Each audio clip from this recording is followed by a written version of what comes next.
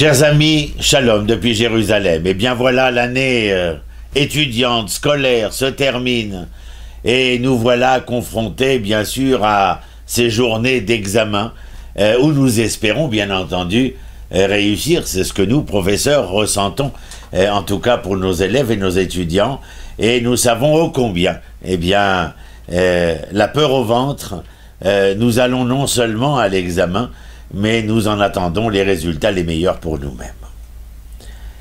Est-ce véritablement et seulement le fait que j'aurai le résultat tant attendu qui sera si important pour moi? Ou bien est-ce que si l'on relativise, bien sûr que l'examen est important, bien sûr que le diplôme est important, bien sûr que nous voulons réussir là où nous nous sommes investis foncièrement. Mais la question qui se reste posée, et qui est celle qui ouvre la Bible, le Tanakh, la question que pose l'Éternel à Adam, c'est Ayeka, non pas où es-tu, mais qui es-tu? Il est bien question que lorsque nous avons traversé l'ensemble de ces années pour maintenant, par exemple, passer le bac, ou bien passer d'année, ou bien terminer notre licence, notre maîtrise, notre doctorat, enfin l'ensemble de ces éléments qui vont nous permettre de penser que nous allons pouvoir gravir cette autre marche qui va nous permettre de nous élever vers un devenir, et je dis bien devenir, et pas seulement un avenir. Pour cela, la question que j'ai posée, qui passe l'examen? Qui a obtenu le diplôme? Qui a réussi? Est-ce seulement cet individu qui, lorsqu'il est porteur et qu'il a acquis ce pourquoi il s'est investi, eh bien va dire, voici, j'ai un diplôme. J'ai eu mon examen. Mais moi, je reste tapi dans mon coin et j'interroge tout un chacun en lui disant, mais si tu as, qui es-tu? Nous avons l'habitude, vous avez remarqué, dans ces appareils que nous appelons iPhone, Galaxy, smartphone de toutes les sortes, eh bien nous avons l'habitude de communiquer.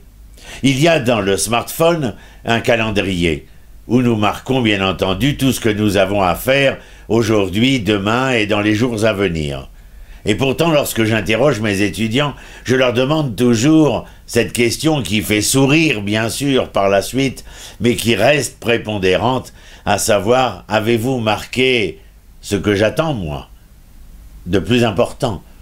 À savoir qu'en dehors des rendez-vous que vous aviez avec l'amour de l'un ou de l'une, avec le cours de l'un ou de l'une, ou l'examen tel ou tel, avez-vous marqué une seule fois sur votre calendrier du smartphone et prêt à le faire sonner que vous aviez rendez-vous avec vous-même?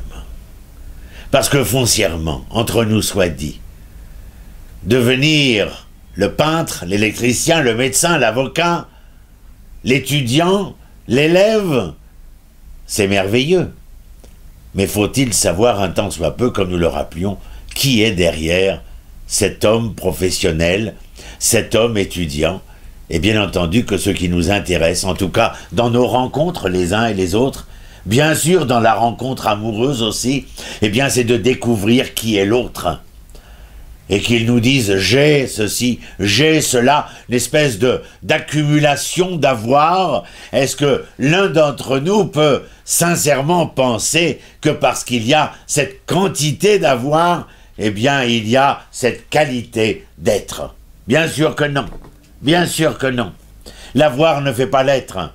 En hébreu, contrairement à ce que nous avons pu apprendre dans les sociétés de l'Occident avides d'avenir, eh bien, chez les Hébreux, ce devenir reste essentiel quand il dit « je ne conjugue pas le verbe avoir pour être » dans le sens que nous avons explicité maintenant.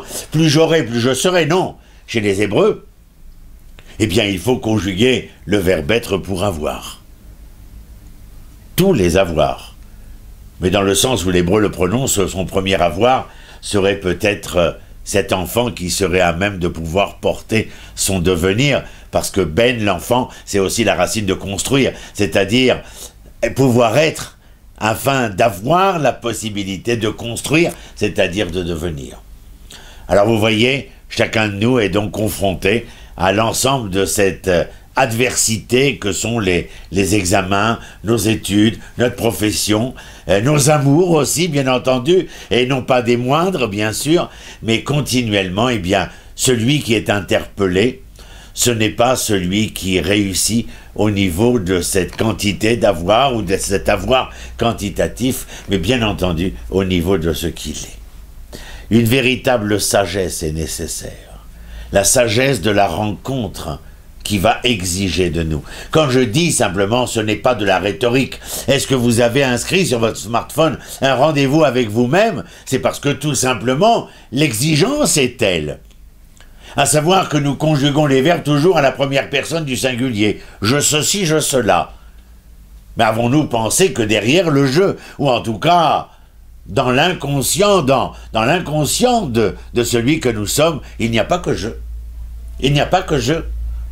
Il y a là caché derrière l'une de ces parois celui que j'appellerai Atzmi, c'est-à-dire moi, qui peut-être frappe aux parois de nos cœurs et nous interpelle pour dire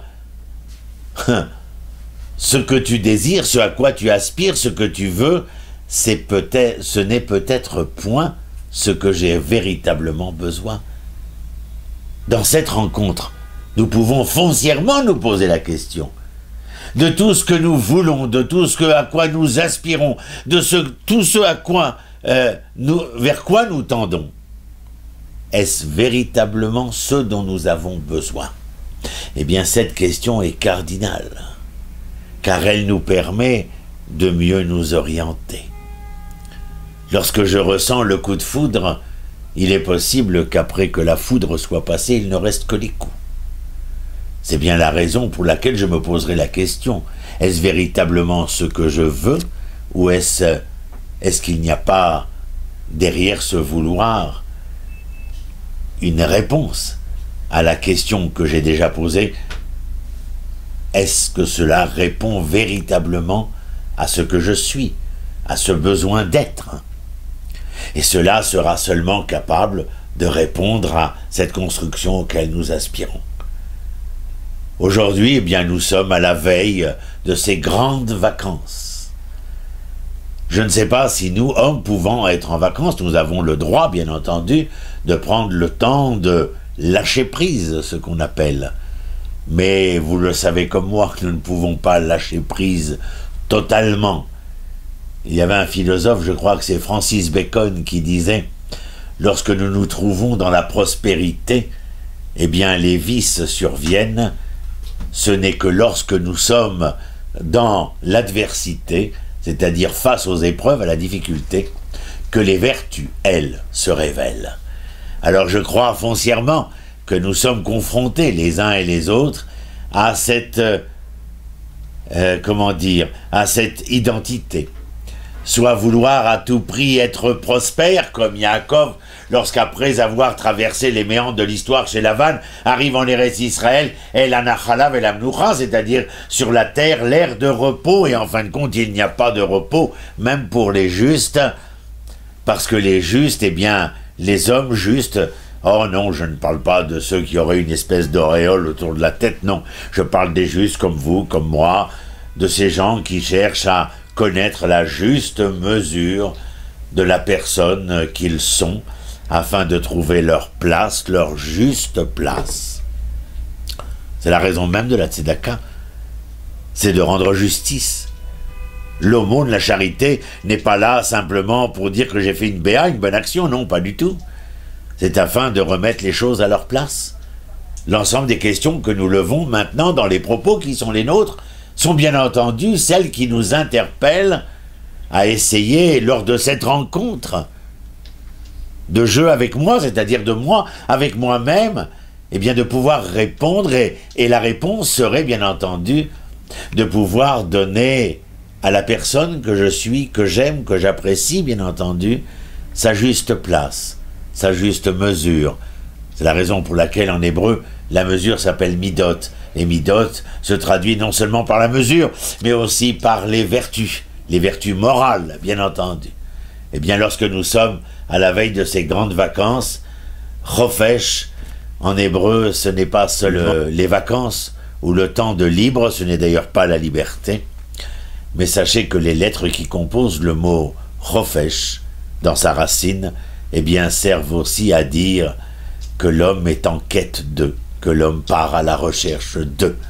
Et durant ce temps où je ne suis pas mu par l'obligation des devoirs, des partiels, des examens à venir, mais où je lâche prise, eh bien, s'il y a un lâcher prise par rapport à l'ensemble de cet avoir qui m'emporte au quotidien, eh bien, voici venu le temps des vacances où j'ai le droit de respirer, de m'amuser, de chanter, de profiter du temps qui m'est donné, mais en n'oubliant jamais que lâcher prise, c'est lâcher prise vis-à-vis de toutes ces responsabilités d'avoir, mais que peut-être que ces 2-3 mois, eh bien, viennent m'interpeller pour que je puisse prendre le temps, dans ce moment de pleine liberté, de grandes vacances, eh bien, de prendre le temps d'une rencontre avec moi-même et pas seulement essayer de m'enivrer à travers le loisir exacerbé et où l'homme, eh bien, disparaîtrait, évitant ainsi de pouvoir, dans cette liberté du temps et de l'espace de ces vacances, eh bien, prendre le temps et l'espace de se rencontrer, de se retrouver, et surtout de se dire qu'il vaut vraiment le coup de s'aimer, car il y a en nous tellement de beau, tellement de bon et tellement de vrai, qu'il suffit simplement de prêter l'oreille, d'être attentif à soi, pour faire demain, avec la réussite que nous vous souhaitons, dans vos examens, dans vos partiels, dans vos diplômes, dans votre nouvelle profession, dans votre rentrée au sein de la vie active, eh bien que tous ces personnages-là, eh bien, puissent être ce qu'ils font, être ce qu'ils disent et être ce qu'ils pensent. Je vous souhaite, en cette veille des grandes vacances, je vous souhaite tout le bien, tout le bon, tout le beau, et aussi tout le vrai pour chacun de nous. Chofesh Naïm, passez de bonnes vacances, et en tout cas, que le retour à nos études, à nos travaux, eh bien, puisse être, comment dire, meilleur qu'hier, moins que demain, mais déjà meilleur qu'hier, et faire de notre présent la chose la plus belle de notre existence. Shalom, shalom, à très bientôt. Depuis Yerushalayim, bonnes vacances.